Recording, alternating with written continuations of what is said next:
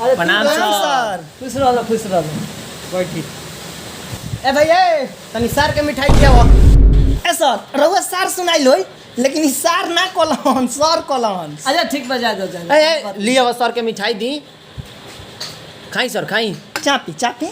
तू ले ना खाई बोलो। अरे कोनो बात नहीं खाई ना खाई। रौरा खाई ना। खा लो। अरे कोनो बात नहीं कि हमनी के पैसा दे देम से खाई रहो खाई। हमनी खातिर समोसा ले ले समोसा।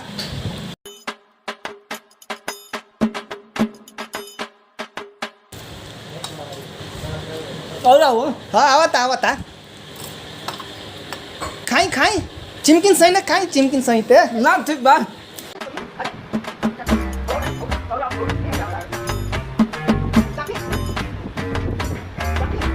खाई मार सब खाई ले भैया हमनी खातिर समोसा बा। और आओ। हाँ आवता खाई। आवता खाई खाई दे दिया मार सबके दे दिया ले आई मिठाई ले आई खाई एक बेर खाई सीधे छू से चटनी है का। खाई ना खाई रहुआ खाई खाई खाई खाई और ललका रसगुल्ला चूसी चूसी चूसी।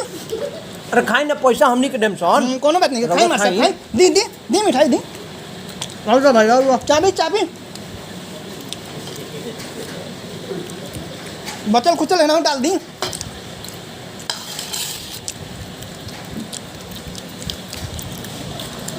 अब खाएं अच्छा ना ई मत सोचम कि पैसा हमनी के हमनी दे के देम देम सन। से पैसा टेंशन मत खाई खाई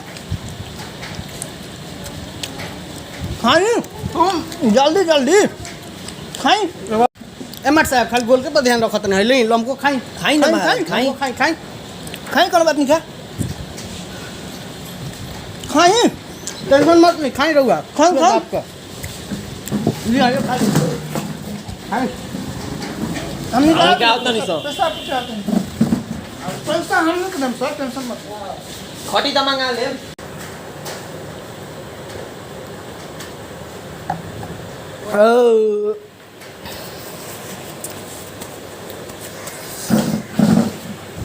ए भाई ए पैसा क्या दी अब देख ना कोई जा सका। ठुसला तू पैसा उ दिया सन बड़ा बक्चोद लइका बड़ा से। चलो पैसा ए निकाला भाई उ देख ना कोई जा ठूसा तू अब पैसा उ भरिया सन ठुसला तू क्यों ठुसला सन मुंह में तो जगह न ला पूरा हिक भर ठूसत गेला पैसा उ भरिया सन पैसा निकाल पैसा तो उ कोला से दे के जाता नहीं माट साहब। मुंह में जगह रहला ठूसे के हेने घुसावत रहा हेने घुसावत रहा चल पैसा निकाल पैसा पैसा तो जाता नहीं। ठीक है निकाल आप काटे जाओ चल निकल तू सर हां चल निकल पैसा तो ज्यादा मुंह का हो गया। अरे बुरी हो का लिखल बा रे आप खाइए आपका बिल नाती पोता देगा माने हमनी के खाई जाई अब बिल हमनी के नाती पोता दी। चल चूस के खाई जाई। छोरा सब बुरी बाहर मिल गए। अब भैया और जोन बोर्डवा पर लिखल बा सही लिखल बा। हां सही लिखल बा सच में हां। तो एगो काम करी मंगवाई चल मंगवाई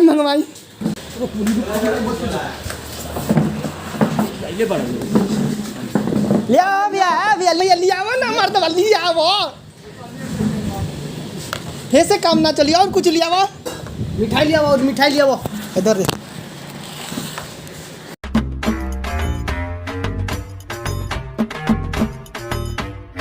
फ्री में इतना बढ़िया मिलता रे। और बड़वा नहीं रहा तो मिठाई ले आओ भैया पुल कर ला।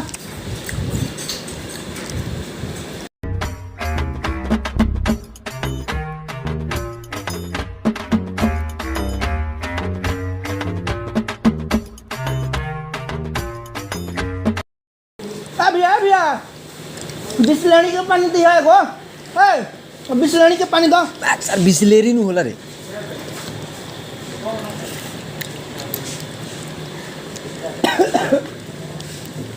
आराम देखो हालो सन्नाती पोता पानी पी हुए थे।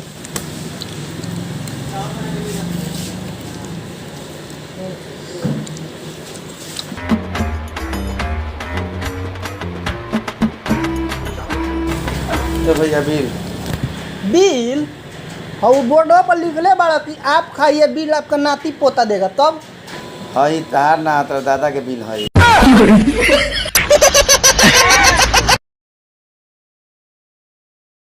भैया हाँ हम सोचा तानी कि एगो कुकुर पालल जाए अपना घर में। पाले के का बना कहाँ बा मर्दे? 20 साल से तो अपना घर में एगो कुकुर बढ़ले बा। कहाँ कुकुर बा मर्दवा? आ ते का कुकुर से कम बड़े हईले नहीं के। हे भोले बाबा वरदान मोमती, एगो नारी एगो गाड़ी, नोट छापे के मशीन। गुड मॉर्निंग सर। गुड मॉर्निंग बच्चों। ई बताओ सर, मिठाइया तो खियाए के खिया देवो सर, आ काहे भागो सर? तानी के तो कहबो सर कि खाई ना मार साहब, जितना मिठाई खाए के बा खाई, हम तो खा लें चाप के, आ पैसो देवे के बेरी काहे भागो सर?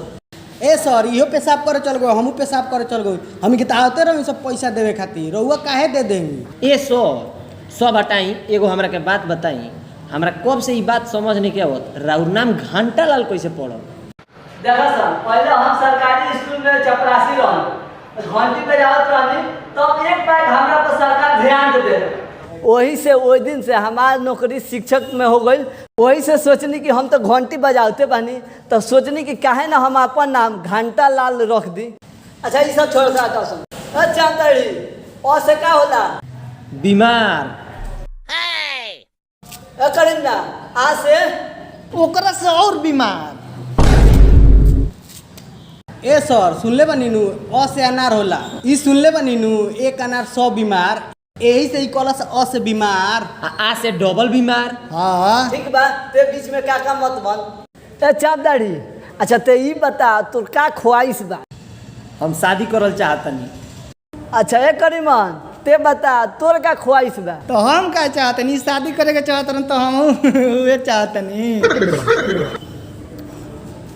अच्छा ई तो दोनों अपन अपन ख्वाहिश बता दे से। ए मोटू तोर मम्मी पापा तोरा से का उम्मीद रखले बड़ल?